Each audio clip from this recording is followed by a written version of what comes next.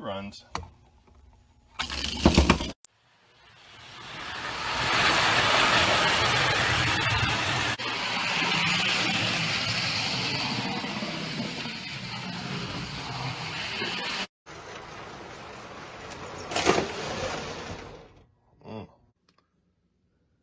These days, you can, if you want to go completely scale or close to scale or 3-rail scale or high rail or whatever, you have an infinite number of choices. And it's easy to just buy, even on the used market, to purchase new locomotives and cars that are ranging from pretty scale-like to extremely scale. Some good examples that fall in that range. This is a 6-11-319 Tuscan Pennsy K4 that Lionel put out around, I don't know, 2010, 2011. This was an uncatalogued scheme in the Tuscan, and they made several other versions, but this is the Legacy K4. And so it's a pretty decent locomotive. Die-cast boiler with a whole lot of detail. Running lights and coupler bar and all those types of things. Some decent valve gear, but you still get some thick casting lines and so forth. But it's a really nice loco. And those that are familiar, this is these particular locos from, like, I guess 2010 to recent times for the Pennsy K4 are based off the old K-line tooling, and they actually have a can motor that sets like this in it. But anyway, so there's a good example of what you might call 3-rail scale. And then of course, you know, they got to the point where they're making some really nice cars. You got a nice Lionel scale woodside box car. And some of the ones that I really like, the Atlas O cars. I think that's a Steamer Classic, and I really like those Atlas cars. They have really nice detail with the added grab irons and all that. They're very nice. Even the underside. But of course, 3-rail scale, right? With 3-rail trucks, so you can run it on tin plate track. And the huge, some of the scale guys hate the huge couplers, but you can get around that.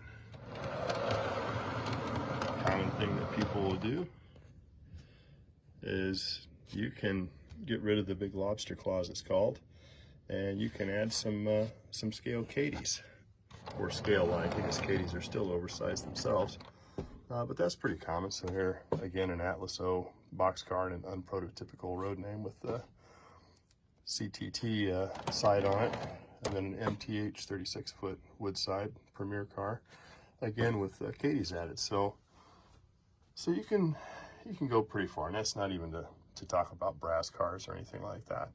So that's all fine and dandy. But what did modelers do 50, 60, 70 years ago?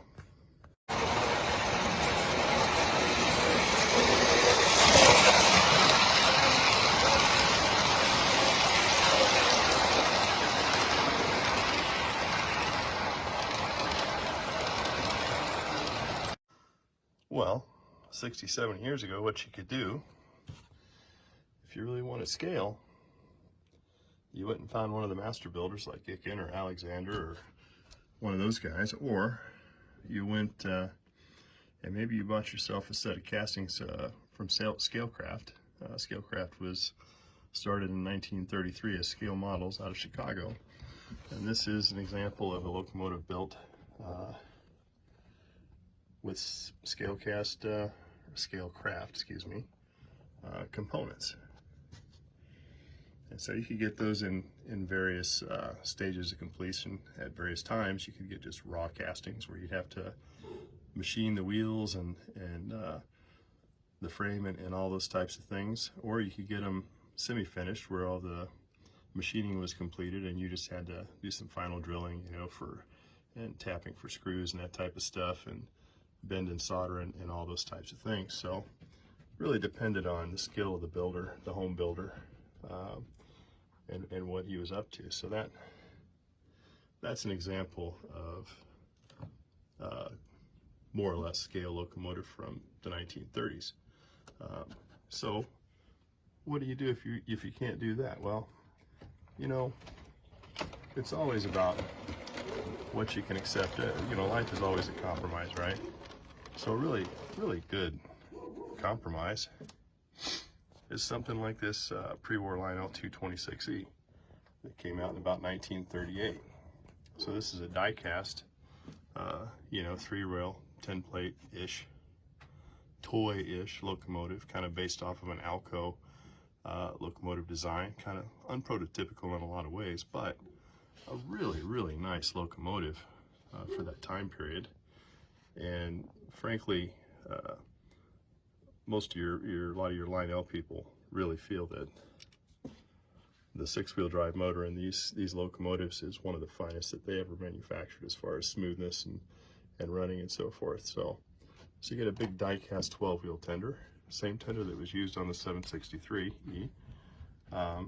So that's one way you could go about, you know, kind of different grades of what's a scale or scale-like locomotive back in the day. So what do you do about cars? I mean, you could start out with these old 10-plate tank cars, right? 2654, those types of things. You didn't really have any of the brass. That didn't really start coming in until the 1950s. These are a couple of early KTM Max Gray style brass single dome tank cars. So that's still 20 years away. So what do you do? What do you do?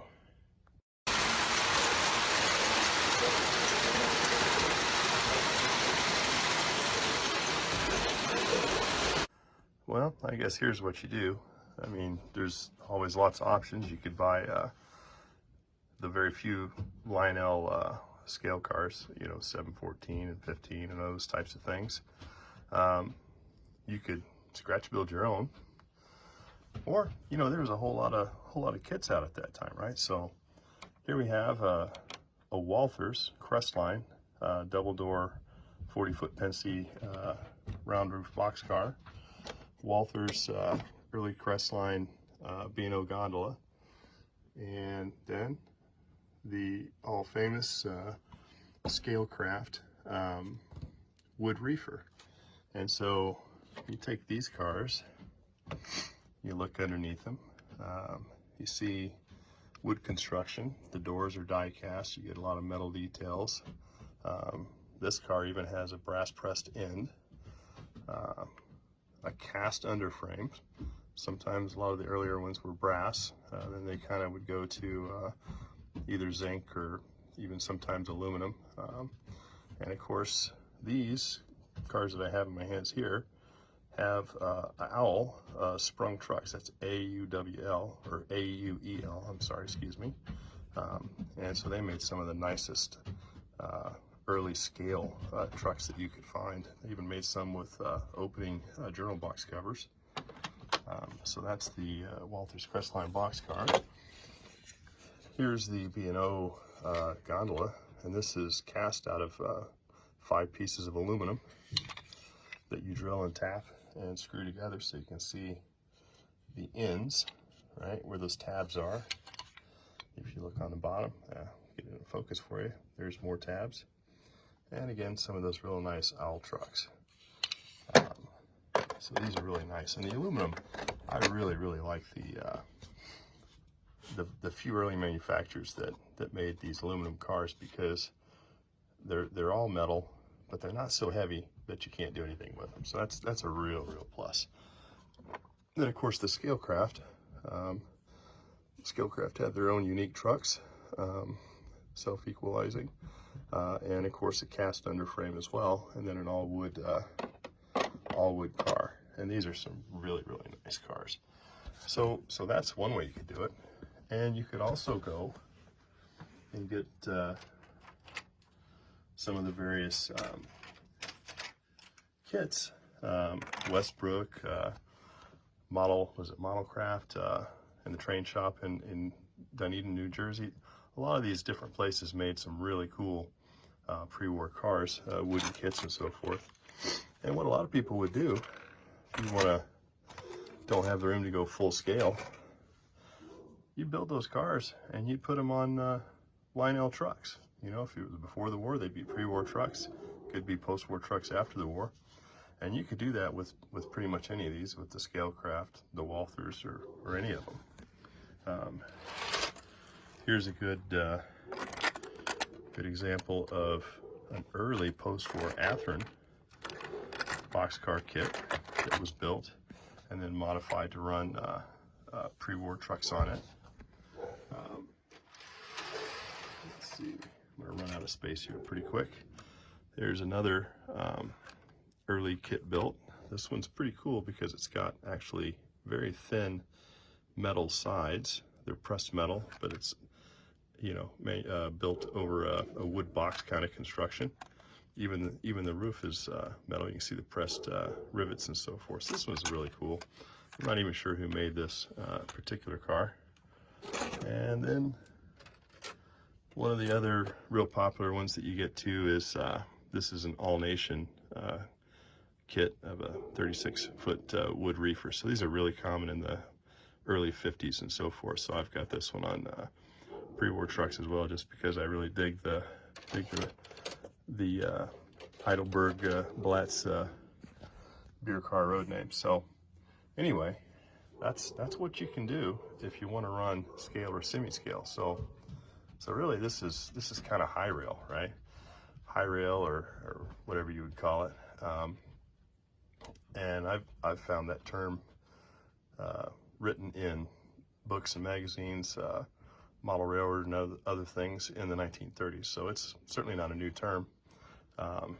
But there's a lot of history with these trains, and that's probably one of the coolest things that I like about these old trains is learning about all the history and kind of putting it together and seeing how it worked and what they had back in the day.